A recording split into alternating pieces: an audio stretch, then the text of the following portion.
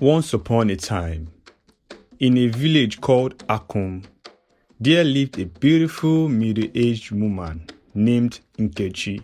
Nkechi is married to Abraham, a kind gentleman, and they had been married for 11 years, but without a child.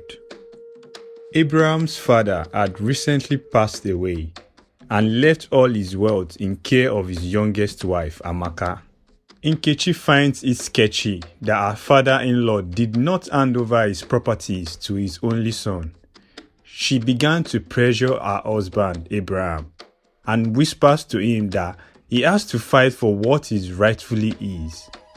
Nkechi telling her husband, saying, "My lord, can't you see what I am seeing? Something isn't right. You are your late father's only son. It is only right for you to be the one in charge of all he had left behind, not your stepmother." Abraham replying Nkechi, saying, "My darling wife, Amaka is a good and trustworthy woman. She took perfect care of my father when he was alive and ill. She has also been very good to me, his son. I have no reason to doubt that she will do what is right as time goes on." Nkechi isn't satisfied with the response she got from her husband, but did not question him any further. Few months after the death of her husband's father, Nkechi got pregnant. She was very happy. But her husband Abraham was even more happier, as he joyfully announced to everyone that cared to listen. The news of Nkechi's pregnancy spread throughout the village like a plague. The night had taken over the day, and the beautiful couple retired to their room with so much joy and happiness. But Nkechi's joy was cut short as her husband, Abraham, suddenly shouted from sleep and died. For many days, Nkechi was in shock and miserable. She found it hard to believe that her beloved husband, Abraham, had left her alone with her unborn child in this wicked world. She was so devastated. Days turns into weeks and weeks turns into months. After 12 months of being pregnant, Nkechi had still not given birth. She began to worry. Nkechi will cry day and night and pray to God for his mercies to make her deliver a child, but all the cries and prayers were to no avail. It has been 3 years and Nkechi is still carrying an unusual burden. The villagers had started calling her names. Rumors had spread all over that she's carrying a cursed child. Despite her prolonged pregnancy and all the rumors they had spread about her, Nkechi always keep her head up high, greeting neighbors and villagers with warm smile. Some will offer words of encouragement and sympathy, while others will shun her and call her names. One day, Nkechi's friend Chioma visits her. Nkechi, speaking to her friend Chioma about her struggles, says, "I cannot bear this curse any longer, Chioma. My heart aches, my body is weary." Chioma replying her says, "We will find a way to break this curse, Nkechi. Your strength will guide us." Nkechi and Chioma's bond is evident as they lean on each other for support. Chioma's reassuring words provide solace to Nkechi, reminding her that she is not alone in her struggle. Nkechi and Chioma had recently heard about a very powerful spiritual leader called Eze, who lived in a neighboring village. He is known for breaking curses, fighting demons, and dark forces. Nkechi and Chioma decided to seek guidance from the wise Eze and went ahead to pay him a visit in his sacred hut. As Nkechi and Chioma approaches, they were scared, not knowing what the outcome of their visit would be. Nkechi told Eze what she had gone through, and he consulted the spirits. Eze sighed, saying to Nkechi and her friend, "The curse is very, very strong. It was placed on you by someone that is very close to you but your spirit, I see, is stronger. You must embark on a journey within to find the key to your liberation. Eze gives Nkechi a portion to drink before she goes to bed at night.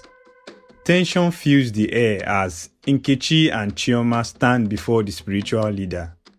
They were mute and was lost in thought. The weight of their quest hangs heavily upon them.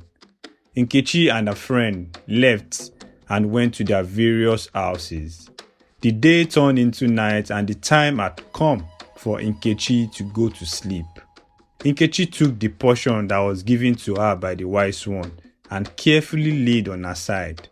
As she prepares for the spiritual journey, her heart pounds very fast. Her emotions filled with fear and uncertainty. Nkechi stares into space, waiting patiently to fall asleep. Finally, sleep arrested Nkechi, and she found herself in an unfamiliar and scary place. Faces from her past appear and disappears, taunting her with her accusations accompanied with weird demonic sounds. Amidst the chaos and confusion, a glimmer of hope emerges, urging her to press forward and never give up. Nkechi finally saw the face of the person who caused her and her unborn child. All the secrets of Amaka, her husband's stepmother, was revealed to her. Nkechi found out that Amaka was the one who killed her father-in-law so she can have all the wealth to herself. Amaka then killed Nkechi's husband because she knew he might challenge her in the future over his inheritance.